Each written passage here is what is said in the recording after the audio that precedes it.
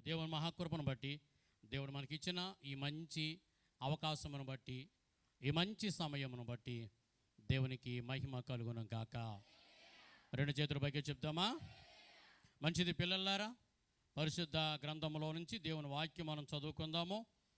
మత్తయి సువార్త 20వ అధ్యాయము. ప్రతి ఒక్కరూ మీ యొక్క బైబిల్లో ఓపెన్ చేయండి. మత్తయి సువార్త 20వ అధ్యాయము. మత్తయి సువార్త 20వ అధ్యాయము, కొత్త నిబంధనలో 20వ పేజీ. మత్తయి సువార్త 20వ అధ్యాయము 11, 12 వచనాలు చదువుకుందాం.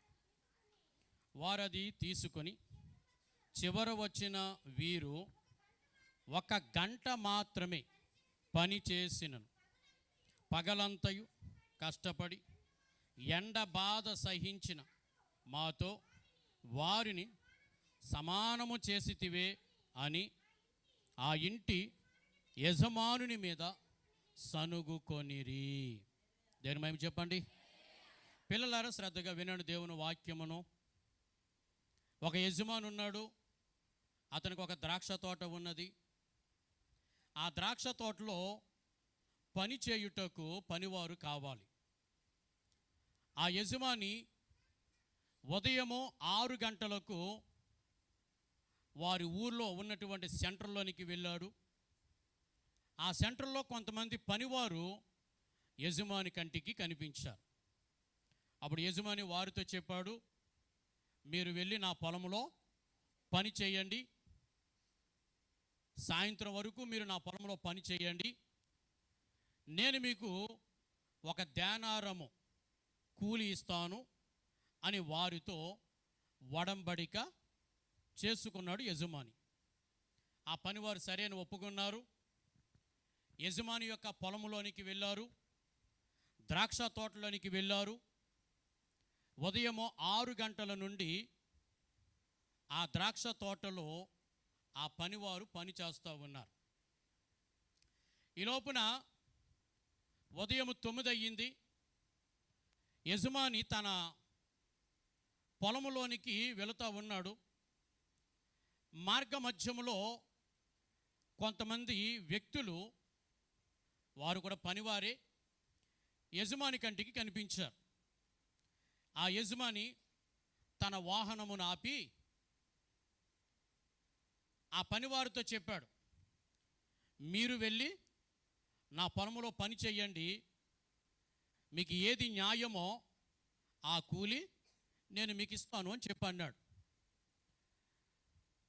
9 గంటలకు కనిపించిన వ్యక్తులు సరే యజమానుడు అని చెప్పని వారు ఒప్పుకొని ఒడంబడిక చేసుకుని ఆ యజమాని యొక్క పొలంలోనికి వెళ్ళి పని చేయడం మొదలుపెట్టారు. మధ్యాహ్నం 12 అయ్యింది. యజమాని ఆ పొలంలో నుంచి తన ఇంటికి వెళ్ళిపోతూ ఉన్నాడు. ఆ సెంటర్లో, వారి గ్రామం యొక్క సెంటర్లో మరికొంతమంది వ్యక్తులు కనిపించారు. మళ్ళా తన వాహనమును ఆపి ఆ పనివారితో అన్నాడు, మీరును వెళ్ళి నా పొలంలో పని చేయండి, మీకు ఏది న్యాయమో ఆ కూలి మీకు ఇస్తాను అని చెప్పి అన్నాడు. సరే 12 గంటలకు కూడా ఇంకొక బ్యాచ్ పొలంలోనికి వెళ్ళి పని చేయడం మొదలుపెట్టారు. మధ్యాహ్నం 3 అయ్యింది. యజమాని ఆ పొలంలో ఉన్న పని చేస్తున్న వారికి టీ పట్టుకొని వెళ్తూ ఉన్నాడు. ఆ వెళ్ళే దారిలో ఇంకొంతమంది వ్యక్తులు మరలా కనిపించారు. 7వ వచనంలో రాయబడిన మాట, వారు ఎవరునో మమ్మను కూలికి పెట్టుకొనలేదు అన్నారట. పిల్లలారా జాగ్రత్తగా గమనించాలి. ఇక్కడ మొదటి గుంపేమో తోటలోనికి వెళ్ళి పని చేస్తున్నారు. మిగిలిన 4 గుంపుల ఆ పనివారు లేదా ఆ ప్రజలు చెప్పిన సమాధానం ఏమిటంటే, అయ్యా మమ్ములను ఎవరునూ కూలికి పెట్టుకోలేదండి అన్నారట. అంటే పిల్లలారా, ఆ మాటకు అర్థం ఏంటనంటే, ఆ మిగిలిన 4 గుంపుల ప్రజలు ఉన్నారే, 9 గంటలు, 12 గంటలు, 3 గంటలు, 5 గంటలు సంబంధించిన ప్రజలు ఉన్నారే, వారందరూ కూడా పని చేయటానికి సిద్ధంగానే ఉన్నారు. వాళ్ళ క్యారేజీ వాళ్ళ చేతిలో ఉంది, వాళ్ళ కొడవలి వాళ్ళ చేతిలో ఉంది, వాళ్ళ టవల్ వాళ్ళ భుజాల మీద ఉంది, పని చేయడానికి సంబంధించిన పని వస్త్రాలు వారు వేసుకుని ఉన్నారు. ఆ మిగిలిన 4 గుంపుల ప్రజలు కూడా పని చేయుటకు వారు సిద్ధముగానే ఉన్నారు. కానీ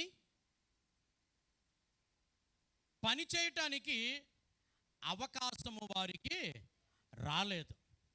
దేవుని మహిమ చెప్పండి. మొదటి గుంపుకు మాత్రము పని చేయడానికి అవకాశం వచ్చింది, వారు వెళ్ళారు, పని చేయడం మొదలుపెట్టారు. మిగిలిన 4 గుంపులకి పని చేయటానికి సిద్ధంగానే ఉన్నారు, కానీ వారికి అవకాశం లేదు. అందువలన వారు ఎలా ఉన్నారట? దినమంతయు ఖాళీగా ఉన్నారు.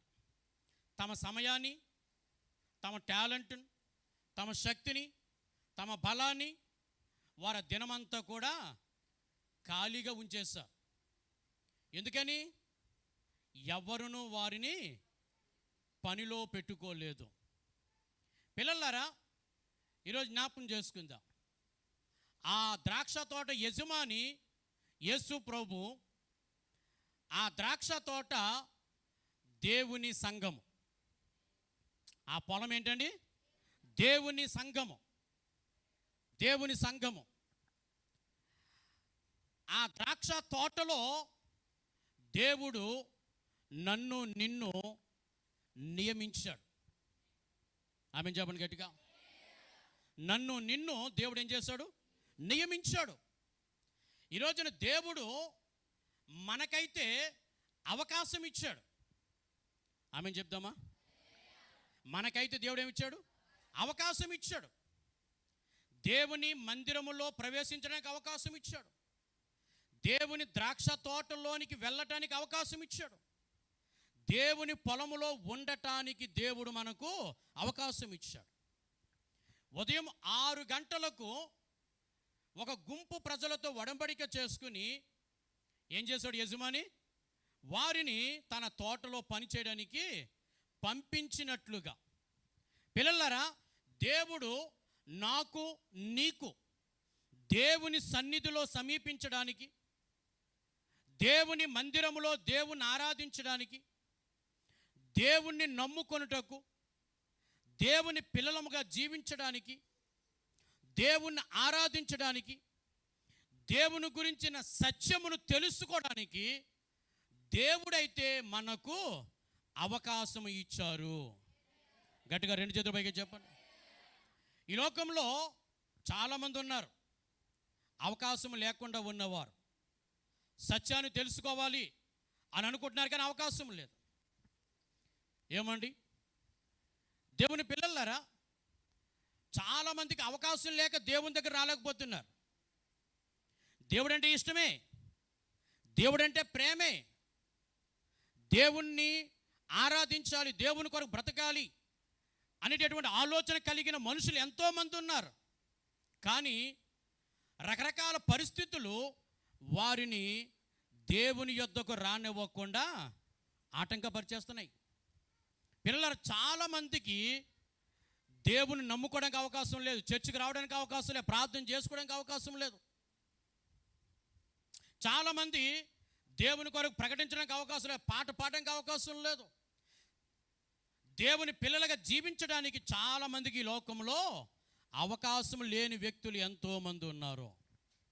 కానీ నిన్నైతే దేవుడు ప్రేమించి, దేవుడు నీకు ఒక మంచి అవకాశమును ప్రభు నీకు అనుగ్రహించారు.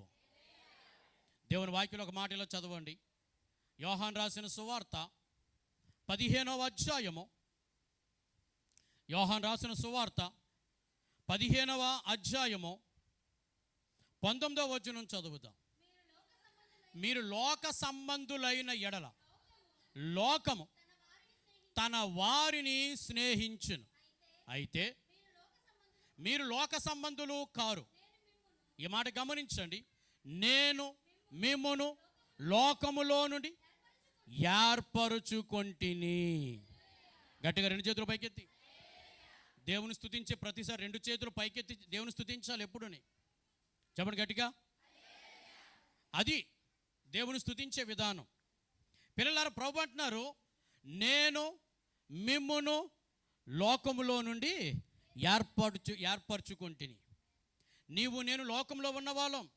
లోకమంటే చీకటి, లోకమంటే పాపం, లోకమంటే అవిధేయత, లోకమంటే దేవుని ఎరగనితనం, లోకమంటే గుడ్డితనం, లోకమంటే దేవుని తెలుసుకోలేని పరిస్థితి, లోకమంటే దేవుని అసహించుకునే పరిస్థితి, లోకమంటే దేవుని ఆరాధించలేని పరిస్థితి, లోకమంటే పిల్లల దేవునికి దూరంగా బ్రతికే జీవితం. కానీ ప్రభు ఏం చేస్తారో తెలుసా? అలాంటి చీకటిలో, పాపములో దేవునికి దూరంగా బ్రతుకుతున్న మన జీవితాలను దేవుడు ప్రేమించి దేవుడు మనలను ఏర్పరుచుకున్నాడు. దేవుని చేత నేను నీవు చెప్పండి ఏర్పరచుకున్నబడిన వారము. ఎంత ధన్యత అండి. ఆలోచించేద్దామా? పిల్లలారా, మన కుటుంబంలో ఎంతోమంది ఉన్నారు, మన తోబుట్టులో ఎంతోమంది ఉన్నారు. మనకు కలిగిన ఈ ధన్యత, యెహోవా తమకు దేవుడిగా కలిగిన జనులు ధన్యులు అన్నారు కదా. దేవుణ్ణి దేవునిగా ఆరాధించగలిగిన ఈ ధన్యత దేవుడు నీకు ఇచ్చినట్లుగా నీ కుటుంబంలో నీ తోబుట్టులకు ఉన్నదా? నీ ఫ్రెండ్స్కు ఉన్నదా? నీ బంధువర్గంలో ఎంతమందికి ధన్యత ఉన్నది? నీ వీధిలో నువ్వు నివసిస్తున్న నీ వీధిలో ఎంతమందికి దేవునిగా ఆరాధించగలిగిన ధన్యతను కలిగి ఉన్నారు? పిల్లలు, నీ తోటికోడల్లో ఆలోచించేయి. నీ బంధువర్గంలో, నీ పుట్టింట్లో కానీ అత్తింట్లో కానీ నీ బంధువర్గంలో ఆలోచించేయి. ఎంతోమందికి లేని ధన్యత దేవుడు నీకు ఇచ్చాడు. ఆ నిజమైన దేవుణ్ణి తెలుసుకునే ధన్యత ప్రభు నీకు ఇచ్చాడు. ప్రభు నీకు ఇచ్చాడు. గలతీయులకు రాసిన పత్రిక మొదటి అధ్యాయం, గలతీయులకు రాసిన పత్రిక మొదటి అధ్యాయం 15వ వచనం చదువుదాం. అయినను తల్లి గర్భమునందు పడినది మొదలుకొని నన్ను ప్రత్యేకపరిచి తన కృపచేత నన్ను పిలిచిన దేవుడు, నేను అన్యజనులు తన కుమారుని ప్రకటింపవలెనని ఆయన. పిల్లలారా గమనించండి, వాక్యం ఏం చెప్తుంది అంటే, తల్లి గర్భమునందు పడినది మొదలుకొని నన్ను ప్రత్యేకపరిచి.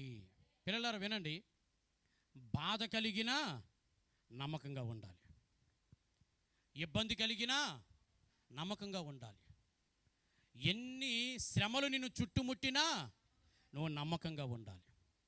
ఏమండి, నీకు సంతోషం కలిగినప్పుడు నువ్వు ఎంత నమ్మకంగా అయితే ఉంటున్నావో, నీ బాధలో కూడా అంతే నమ్మకంగా నువ్వు ఉండగలిగిన రోజున ఖచ్చితంగా ప్రభు నీ పక్షముగా నిలవబడతాడు.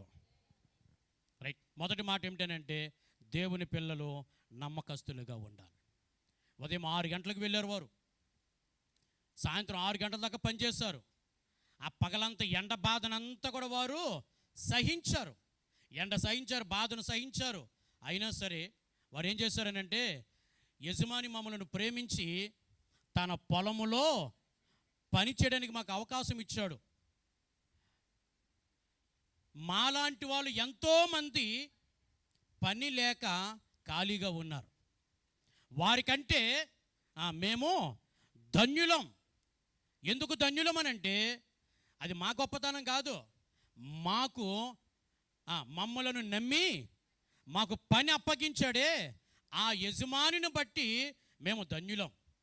అందుకే యజమాని మమ్మల్ని నమ్మాడు కనుక ఇప్పుడు మేము ఏం చేయాలో తెలుసా? యజమాని మా మీద ఉంచిన ఆ నమ్మకత్వమును మేము నిలవబెట్టుకుంటాము.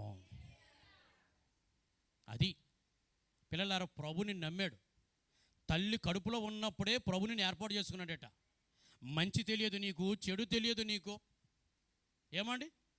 కానీ అప్పుడే ప్రభు నిన్ను ఎన్నుకున్నాడట. ఎందుకు ఎన్నుకున్నాడు? నీవు దేవుని బిడ్డగా ఉండాలని, దేవుని పని చేయాలని, దేవుని సాక్షిగా బ్రతకాలని, దేవుని గురించి ప్రకటించాలని దేవుడిని ఎన్నుకుంటే మరి ఇప్పుడు నువ్వేం చేస్తున్నావు? దేవుడు నీ మీద పెట్టిన నమ్మకత్వమును నిలబెట్టుకుంటున్నావా, కోల్పోతున్నావా? రెండో విషయంలోనికి వెళ్దాం. 20వ అధ్యాయం 11వ వచనం మరలా చదువుదాం. వారు అది తీసుకొని చివర వచ్చిన వీరు 1 గంట మాత్రమే పని చేసినను. ఆ మాట గమనించాలి. పగలంతయు కష్టపడి. రెండో మాట. మొదటి మాట ఏమో ఎండ బాధ సహించిన వారమో. ఎంత ఎండైనా ఎంత బాధ అయినా సహించారట, కానీ యజమాని తమ మీద పెట్టిన నమ్మకత్వమును వారు పోగొట్టుకొనలేదు. రెండవది, పగలంతయు కష్టపడ్డారట. మధ్యలో ఎక్కడ విరామం తీసుకోలేదు, రెస్ట్ తీసుకోలేదు. యజమాని లేడు కదా అని చెప్పని ఏదో నీడ పట్టుకు వెళ్ళిపోలేదు. వారు ఏం చేశారట? ఉదయం 6 గంటల నుంచి సాయంత్రం 6 గంటల వరకు ఆ పగలంతయు వారు కష్టపడ్డారట. ఏమన్నా ఎందుకు అంత కష్టపడ్డారు వారు? ఎందుకు అంత కష్టపడాలి? యజమాని లేనప్పుడు ఏ చెట్టు నీడకు పోయి రెస్ట్ తీసుకోవచ్చు కదా. యజమాని వారిని చూసొచ్చాడా? అయినా సరే వాళ్ళు అలాగూ చేయకుండా ఆ పగలంతా కూడా వారు కష్టపడటానికి కారణం ఏమిటో తెలుసా? కృతజ్ఞత. గట్టిగారి చేతుల పైకి చెప్పండి. రెండో మాట ఏంటి? కృతజ్ఞత. యజమాని వారికి పనిచ్చాడు. వారి లాంటి వాళ్ళు ఎంతోమంది పని లేకుండా ఉన్నారండి.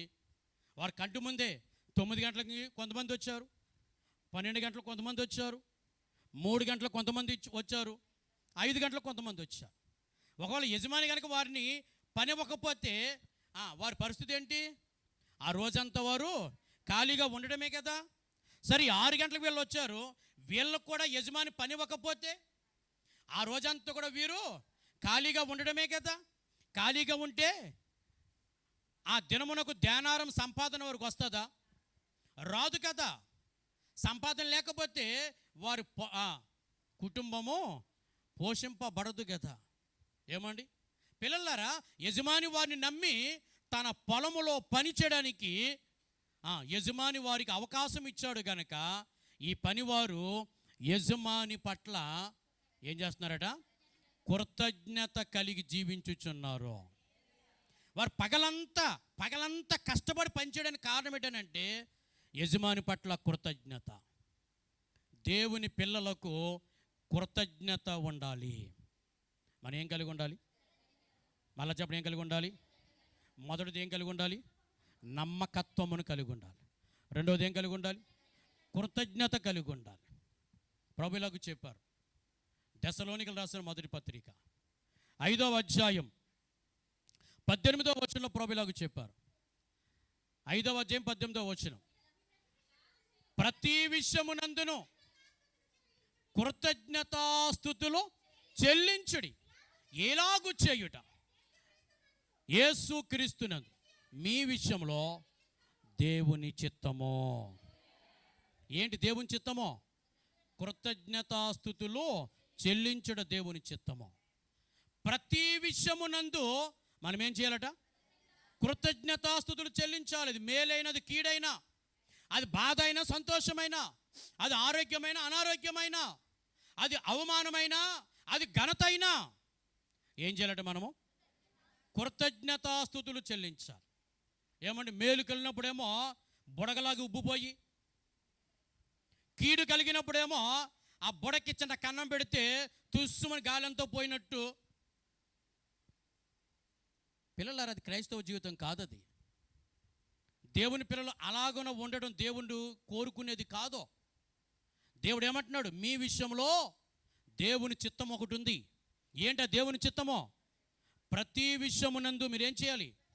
కృతజ్ఞతాస్తుతులు చెల్లించాలి.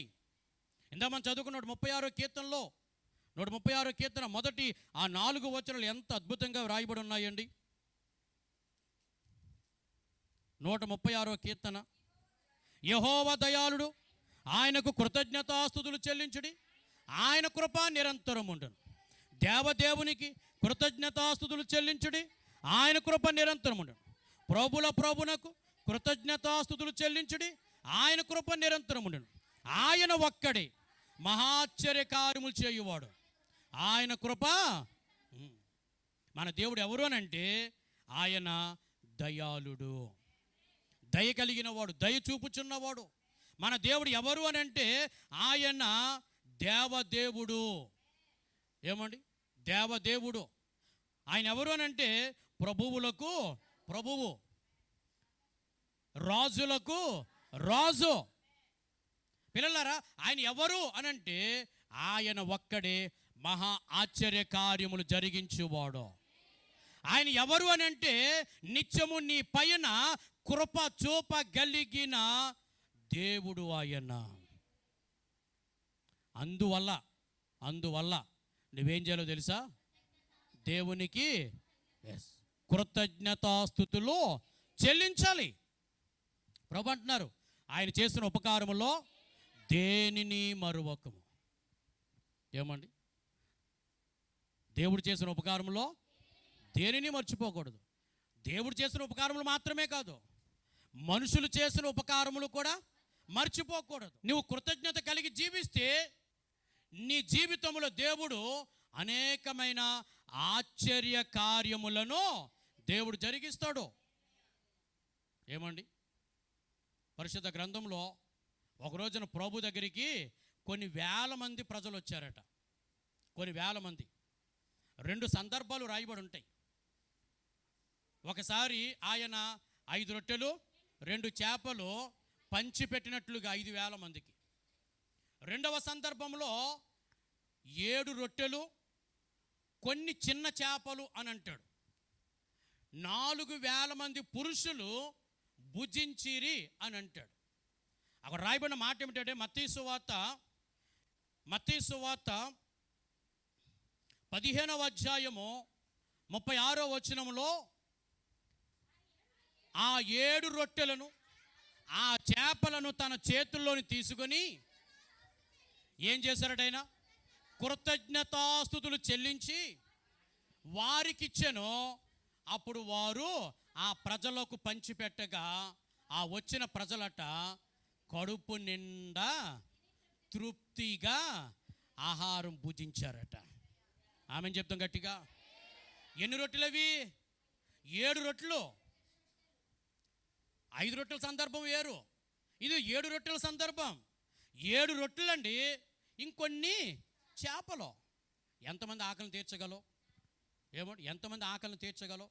మహా అయితే 1 ఆకలి 2 ఆకలను తీర్చగలవు.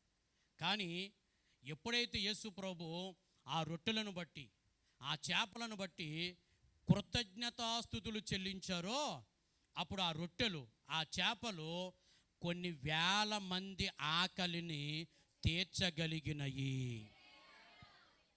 ప్రభు నేర్పిస్తున్నారు మనకి. నీ జీవితంలో నీవు కృతజ్ఞత కలిగి జీవిస్తే దేవుడు నీ విషయంలో మహా ఆశ్చర్య కార్యములను జరిగించువాడు. బహుశా అక్కడ ఆ శిష్యులు కూడా ఊహించి ఉండరు, ఈ 7 రొట్టెలు 2 ఈ చేపలు ఇన్ని వేల మంది ఆకలి తీరుస్తాయని వారు ఊహించి ఉండరు. కానీ యేసుప్రభు ఎవరునంటే మహా ఆశ్చర్య కార్యములు, నరులు తెలుసుకోలేనని లెక్కలేనని కార్యములను జరిగించగలిగిన దేవుడు ఆయన. అందుకే పిల్లలారా, వాక్యం చెప్తున్న మాట అది.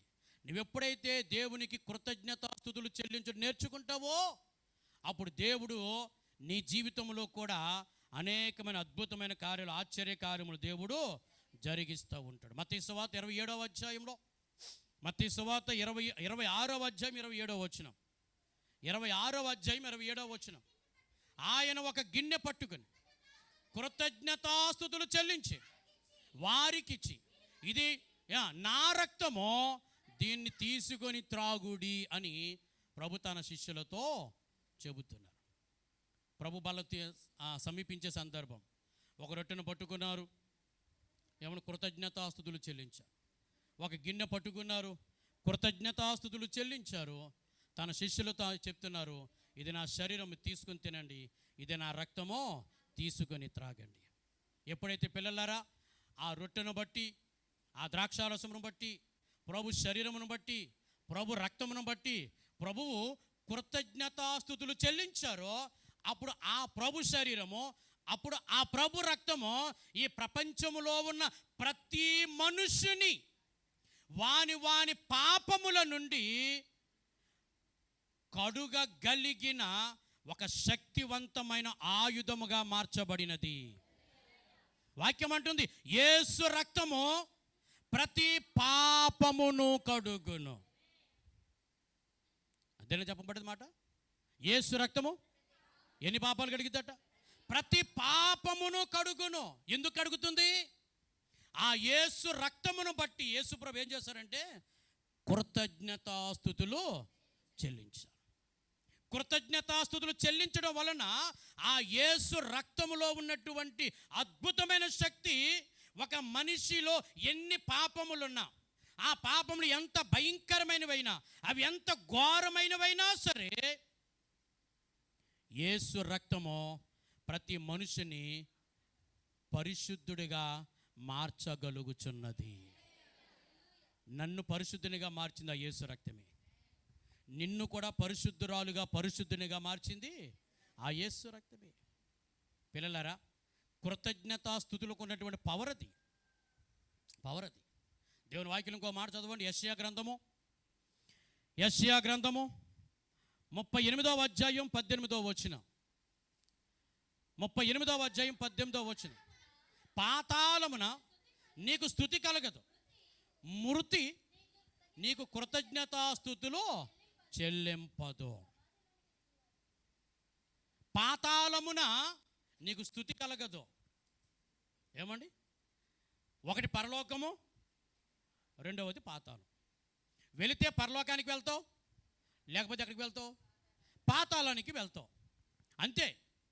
ఈ భూమి మీద ఈ మట్టి శరీరముతో ఈ జీవితం ముగించబడ్డాక నువ్వు వెళితే పరలోకం వెళ్తావు, లేకపోతే పాతాళం వెళ్తావు.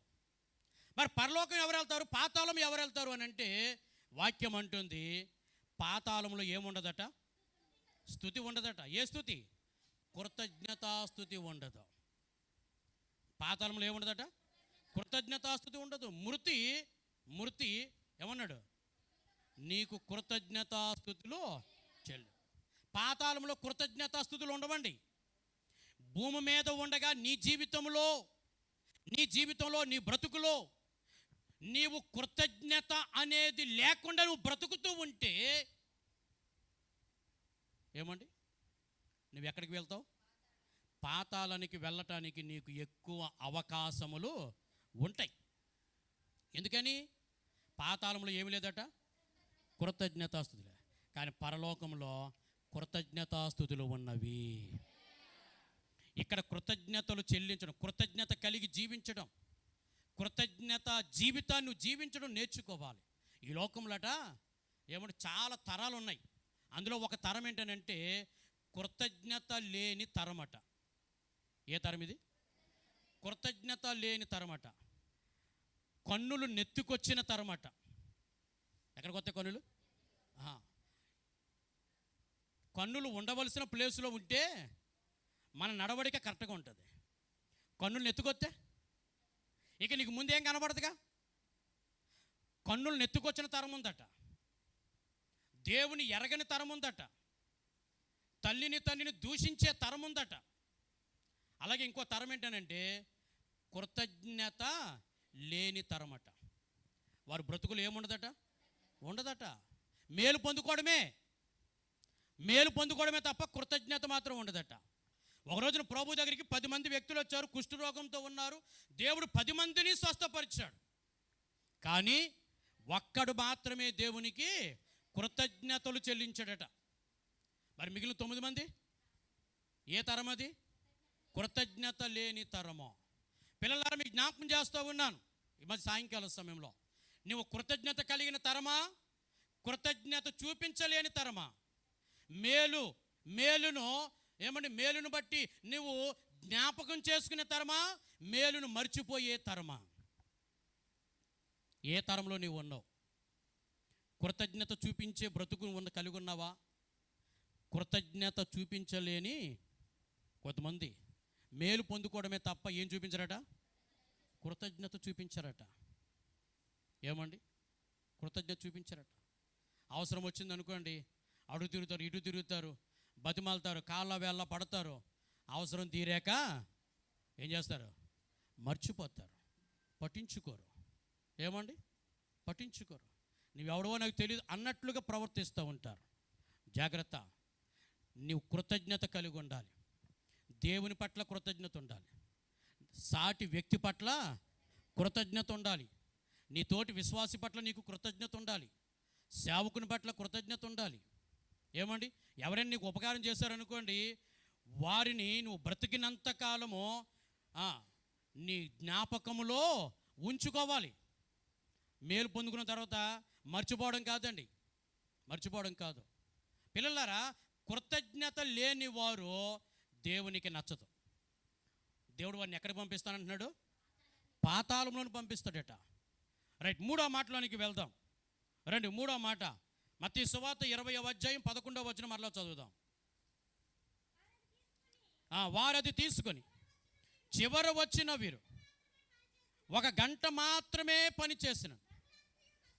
ఈ మాట గమనించండి. పగలంతయు కష్టపడి ఎండ బాధ సహించిన మాతో. 3వ మాట ఏంటో తెలుసా? కష్టపడి పని చేసినను. అక్కడేమన్నాడు? చివరి వచ్చిన మీరు 1 గంట మాత్రం పని చేసిన, పగలంతయు కష్టపడి ఎండ బాధ సహించిన మాతో సమానముగా చేసితివి. పగలంతా కూడా వారు ఏం చేశారట? కష్టపడి పని చేశారట. కష్టపడి పని చేశారు. ఇది నాది అన్నట్లుగా వారు కష్టపడి పని చేశారు. దేవుని పిల్లలారా, దేవునికి పని చేసేవారు కావాలి. ఎవరు కావాలి? ఎస్, పని చేసేవారు కావాలి దేవునికి. ఏమండి? పని నుండి తప్పించుకునేవారు దేవునికి అవసరం లే. కొంతమంది పని దొంగలు ఉంటారు. ఏ దొంగలు? పని దొంగలు. పని దొంగలు. ఏమండి? పని దొంగలు. ఈ బిల్డింగ్ కట్టిస్తున్నప్పుడు చాలామంది పని వాళ్ళు పనిచేసేవారు. కానీ అందులో ఒక మేస్త్రి వచ్చేవాడు. పేరు మీకు చెప్పనులేండి. ఒక మేస్త్రి వచ్చేవాడు. వాడు పెద్ద పని దొంగడు. వాడు చేసేవాడు కాదు, పక్కోడిని చేయనిచ్చేవాడు కాదు. ఓ పక్కోడు కొద్దిగా పని చేస్తున్నాడు, రై అంతలా చేసేకరా, కొంచెం తగ్గరా బాబు, కొంచెం తగ్గించరా నువ్వు అని వాడిని ఏం చేసేవాడు అంటే ఆపేసేవాడు. వీడికి ఎంతసేపు కబుర్లు చెప్పడమే. పొద్దున్న వచ్చి సాయంకాలం దాకా కబుర్లు చెప్పడంలో మహా దిట్ట, పని చేయడంలో మహా సోమరివాడు. సాయంకాలం అయ్యేసరికి కూలి మాత్రం సమానంగా ఇచ్చేయాలి. రూపాయి కూడా తగ్గించడానికి వీల్లేదు. ఏమండి? ఒకవేళ ఏమన్నా వరబాబు పని చేయరా, అదేట్రా అలా ఉన్నావు, పని చేయకుండా అలా చేస్తున్నావు అంటే, నీ సొమ్మేనా పోతుందా? మేస్త్రి గారు సొమ్మే కదా. మళ్ళీ నేను మరి మేస్త్రి గారికి ఇచ్చేది ఎవరు? ఏమండి? మేస్త్రి గారికి ఇచ్చే సొమ్మే అవుతుంది, నాది కాదా? పిల్లలు జ్ఞాపకం చేసుకుందాం. దేవునికి ఎవరు కావాలట? పని చేసేవారు కావాలి. పని చేసేవారు కావాలి. దేవుని పిల్లలు పని చేసేవారుగా ఉండాలి. ఒక మాట చదువుతాం చూడండి, దేవుని వాక్యంలో నుంచి. సామెతల గ్రంథము 10వ అధ్యాయం 4వ వచనం. 10వ అధ్యాయం 4వ వచనం. బద్ధకముగా పనిచేయవాడు దరిద్రుడగును, శ్రద్ధగా పనిచేయవాడు ఐశ్వర్యవంతుడగును. బద్ధకంగా పనిచేస్తే ఏమవుతాడట? దరిద్రుడు అవుతాడు. సోమరువాడు దరిద్రుడు అవుతాడు. కానీ చెప్పండి, శ్రద్ధగా పనిచేస్తే ఐశ్వర్యవంతుడు, గొప్పవాడు అవుతాడు. అందుకే దేవుని పిల్లలు శ్రద్ధగా పని చేయాలి. అదవుతుందా? అప్పుడే మనం ఎలా ఉంటాం? ఐశ్వర్యవంతులం అవుతాం. ప్రసంగి గ్రంథాలు అంటాడు, నీ చేతికి వచ్చిన ఏ పనైనా సరే నీ శక్తి లోపం లేకుండా చేయము అని అంటాడు. నీ శక్తి లోపం లేకుండా నువ్వు పని చేయి. ఈ భూమి మీద నువ్వు బ్రతికినంతగా నువ్వు ఏ పని చేయగలిగితే ఆ పని శక్తి లోపం లేకుండా చేయి. పని చేయడానికి నీకు ఆరోగ్యం ఉంది, పని చేయడానికి నీకు అవకాశం ఉంది. ఏమండి? పని చేయడానికి దేవుడు నీకు ఒక మంచి అవకాశం ఇచ్చాడు. కానీ ఈ అవకాశం ఉన్నంత వరకు, ఆరోగ్యం ఉన్నంత వరకు నువ్వేం చేయాలో తెలుసా? పని చేయడం అలవాటు చేసుకో. సోమరి వాళ్ళంగా ఉండొద్దు. సోమరి వాళ్ళంగా ఉండొద్దండి. సోమరి వాళ్ళ గురించి బైబిల్లో చాలా విషయాలు చెప్పబడ్డాయి. మనం చదివిన వాక్యం కూడా రాయబడ్డది కదా. బద్ధకంగా పనిచేసేవాడు దరిద్రుడు అవుతాడు. సోమరివాడు దరిద్రుడు అవుతాడు. నువ్వు సోమరితనంతో ఉంటే దరిద్రత నీ ఇంటిలోనికి వచ్చి నిన్ను ఆవరిస్తుంది, నీతో ఫ్రెండ్షిప్ చేస్తుంది. బట్ నువ్వు శ్రద్ధగా పనిచేస్తావా, దేవుడు నిన్ను ఉన్నతమైన స్థితిలో ఉంచుతాడు. సామెతల గ్రంథము చదవండి. సామెతల గ్రంథము 31వ అధ్యాయం 27వ వచనం. 31:27. ఆమె తన ఇంటి వారి నడతను బాగుగా కనిపెట్టు, పని చేయకుండా ఏం చేయదట? పని చేయకుండా భోజనం చేయదు. కానీ చాలామంది ఉన్నారు, టయానికి మాత్రం భోజనం కావాలి, పని మాత్రం అస్సలు ఏమండి అస్సలు. వెనకడ ఒక ఆమె ఉండేది, ఆమెకి ఏదైనా పని చెప్పమనుకోండి, ఫర్ ఎగ్జాంపుల్ ఒక గ్లాసు ఇమ్మని అన్నాం అనుకోండి, ఆమె ఏం చేసేదంటే ఇంకొకరికి పని చెప్పేది అనమాట. అప్పుడు ఆ వ్యక్తి వెళ్ళి ఆ గ్లాస్ తీసుకొని శుభ్రంగా తోమి కడిగి తీసుకొచ్చి ఈమెకిస్తే ఈమె తీసుకొచ్చి. దేవుని బిడ్డలారా, వాక్యం చెప్తుంది స్త్రీలు ఎలా ఉండాలో తెలుసా? తమ ఇంటి వారి నడతలో కనిపెట్టాలట. స్త్రీలారా, ఆ 31వ అధ్యాయం అంతా మీ గురించి రాయబడ్డది. ఆ 31వ సామెతల గ్రంథం 31వ అధ్యాయం అంతా మీ గురించి రాయబడ్డది. ఏమి రాయబడ్డో తెలుసా? ప్రతి స్త్రీ నీ ఇంటి నడత, నీ ఇంటిలో ఉన్న ప్రతి వ్యక్తి యొక్క నడతలు కనిపెట్టాలి. భర్త నడత కనిపెట్టాలి, పిల్లల నడత కనిపెట్టాలి, నీ నడతను కూడా నీవు కనిపెట్టుకోవాలి. ఏమండి, ఎక్కడైనా ఏదైనా తేడా జరుగుతుందేమో, ఎక్కడైనా ఏదైనా సమస్య వస్తుందేమో, ఎక్కడైనా ఏదైనా ఇబ్బంది కలుగుతుందేమో, చాలా జాగ్రత్తగా ఏమండి నీ ఇంటి వారి నడతలను కనిపెట్టుకోనవలసిన అవసరత నీ మీద ఉంది. లేదా అవమానించబడతావు, నిందల పాలవుతావు, తలదించుకునే పరిస్థితులు వస్తాయి, నీ కుటుంబం యొక్క పరువును పోగొట్టుకుంటావు. ఏం కాదులే, ఏం పర్వాలేదులే అని అనుకుంటే ఏమండి నిర్లక్ష్యంగా ఉంటే నీవే నష్టపోతావు. అందుకే వాక్యం అంటుంది, తన ఇంటి వారి నడతలు బాగుగా కనిపెట్టాలి. పని చేయకుండా భోజనం చేసే అలవాటు ఉండకూడదండి. ఏం చేయాలి? మనం పని చేయాలి. ఎప్పుడు కూడా దేవుని పిల్లలు, స్త్రీలైనా పురుషులైనా పిల్లలైనా ఏం చేయాలండి? పని చేయాలి. పని చేసేవాళ్ళని పిల్లలకు పనిచేయడం నేర్పించాలి. మన ఇంట్లో పిల్లలు ఉంటారు, అది అమ్మాయిలైనా కావచ్చు, అబ్బాయిలైనా సరే కావచ్చు. పిల్లలు వారికి పని చేయడమో నేర్పించాలండి, నేర్పించాలి. మన మధ్య ఒక కుటుంబం హాస్పిటల్లో ఉంది, వాళ్ళకు తోడుగా నేను కూడా ఉన్నాను. ఇంటి దగ్గర వాళ్ళ అమ్మాయి మాత్రమే ఉంది. ఏమండి, ఆ అమ్మాయికి పెళ్లి వయసు వచ్చింది, కానీ కనీసం టీ పెట్టడం కూడా చేత కాదట. ఏ వయసు వచ్చింది? పెళ్లి వయసు వచ్చింది, టీ పెట్టడం కూడా చేత కాదట. అన్నం వండుకోవడం చేత కాదు, కూర వండుకోవడం చేత కాదు. ఎందుకనంటే నేర్పించలేదండి.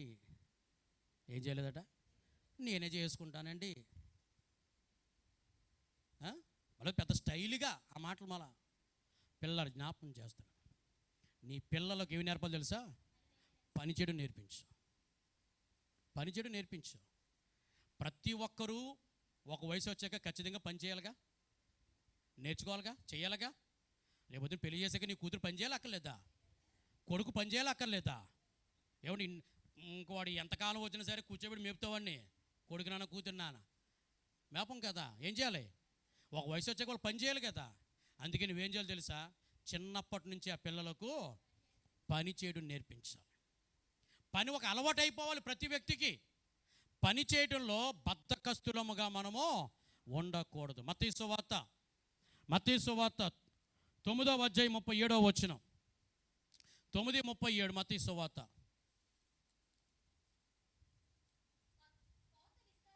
కోత విస్తారమే గాని పనివారు కొద్దిగా ఉన్నారు గనుక తన కోతకు పనివారిని పంపమని కోత యజమానుని వేడుకొనుడి.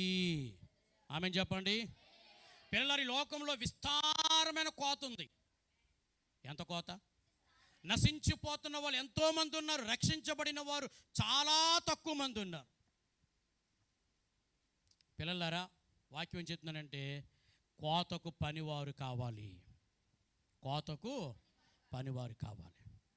ఒక రోజున దేవుని స్వరం వినబడుతూ ఉంది, మా నిమిత్తము ఎవడు పోవునో, మా నిమిత్తము ఎవడు ప్రకటన చేయును అని అంటుంటే భక్తుడు అంటున్నాడు, ప్రభా నేనున్నాను, నన్ను పంపించండి, మీరు ఎక్కడికి వెళ్ళమంటే అక్కడికి వెళ్తాను, ఏం చెప్పమంటే చెప్తాను, ఎవరికి చెప్పమంటే వారికి చెప్తాను, నేనున్నాను ప్రభా నన్ను పంపించండి అన్నాడు యెషయా భక్తుడు. దేవుని పిల్లలారా, దేవుని పిల్లలు రెండు విషయాలు మనం గుర్తుపెట్టుకోవాలి. మొదటిది, మనం పని చేసే వారంగా ఉండాలి. రెండవది, పని కొరకు అనేక మందిని పనివారు కావాలని దేవునికి ప్రార్థన చేయాలి. మనం పని చేయాలి, మనం పని చేయాలి. ప్రభు అంటున్నారు, మీ కన్నులెత్తి పొలాలు చూడండి, అవి ఇప్పుడే తెల్లబారి కోతకు సిద్ధంగా ఉన్నవి అంటాడు. మన పక్కన చుట్టూ పొలాలు ఉంటాయి, ఈ పొలాలన్నీ చూస్తున్నాం అనుకోండి, అవి ఇంకా కోసే టైము రాలేదు, ఇంకా 2 నెలలు 3 నెలలు టైం పడుతుంది అవి కోతకు రావడానికి. అలాగే శిష్యులు అనుకుంటున్నారట, అయ్యా ఇంకా టైం ఉంది, ఇంకా 3 నెలలు ఉంది, ఇంకా 4 నెలలు ఉంది అంటుంటే ప్రభు అంటున్నారట, మరి నాయన మీ కన్నులు ఎత్తి చూడండి రా, ఇప్పుడే పొలాలన్నీ కూడా ఏమైపోయాయి, తెల్లబారిపోయాయి. ఏ పొలాలు అవి? నశించిపోతున్న మనుషులు, నశించిపోతున్న మనుషులు. పిల్లలారా, నీ ఇంట్లో ఎంతమంది నశించిపోతున్నారు? ప్రభుని ఎరగక ఎంతమంది ఉన్నారు నీ ఇంట్లో? మరి వారు మరణిస్తే ఎక్కడికి వెళ్తారు? నీ బంధువుల్లో ప్రభుని నమ్ముకొని వారు మరణిస్తే ఎక్కడికి వెళ్తారు?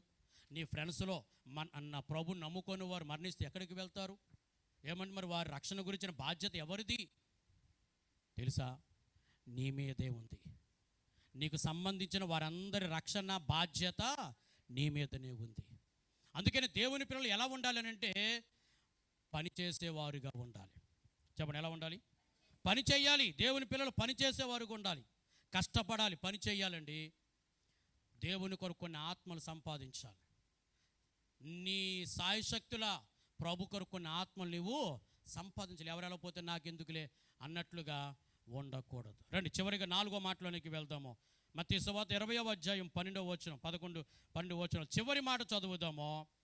ఆ యజమానుని మీద సనుగుకొనిరి. 4వ మాట, ఏం చేస్తున్నారట? సనుక్కుంటున్నారట. సాయంత్రం 6 అయ్యింది, యజమాని అన్నాడు వాళ్ళందరూ కూలిచ్చి పంపించని అన్నాడు. ఉదయం 6 గంటలకు వచ్చిన వాడు కూలి తీసుకున్నాడు, రోజంతా కష్టపడ్డాడు, పని చేశాడు. వాడి లెక్క ప్రకారం వానికి ధ్యానారం చేతిలో పెట్టారు. అది చూసుకుని ఆ పనివాడు యజమాని మీద సనుగుతున్నాడు. అయ్యా పగలంతా కష్టపడ్డానయ్యా, ఎండ బాధను సహించానయ్యా, కానీ నాకు 1 ధ్యానారమే కూలిచ్చారయ్యా. ఇదిగోయ్యా ఇతనున్నాడు, 1 గంట అయ్యా పనిచేశాడు, వాడికి 1 ధ్యానారం ఇచ్చారయ్యా అని సనుగుతూ ఉంటే యజమాని అంటున్నాడు, నాయన నీకు ఏమీ అన్యాయం చేయలేదే, ఉదయం నీతో ఒడంబడిక ధ్యానారంకే కదా కుదిరింది నీకు నాకు, దాని ప్రకారమే నేను నీకు డబ్బులు ఇచ్చాను కదా, నీకు ఇస్తానని చెప్పిన దాంట్లో నీకు ఏమైనా తగ్గిస్తే నేను నీకు అన్యాయం చేసిన వాడిని నవ్వుతాను కదా, కానీ నీకు తగ్గించలేదు, నీకు ఇస్తానన్నది నీకు ఇచ్చాను, నేను నీకు అన్యాయమో చేయలేదే. నిజమే, దేవుడు ఎవనికిని అన్యాయము చేయడు. ఆమె చెప్పండి, దేవుడు ఎవరికిని అన్యాయము చేయడు. ఆయన అన్యాయస్తుడు కాదండి, ఎవరికైనా మేలు చేస్తాడు, ఉపకారం చేస్తాడు. ఆయన అందరికీ ఉపకారం, అందరికీ మేలు చేసేవాడే. మరి అలాంటి దేవుడి మీద సనుక్కుంటే ఏమండి, అది పద్ధత కాదు కదా. అందుకే ప్రభు అంటున్నారు, యోహాను సువార్త 6వ అధ్యాయము 44వ వచనం, 6వ అధ్యాయం 44వ వచనం.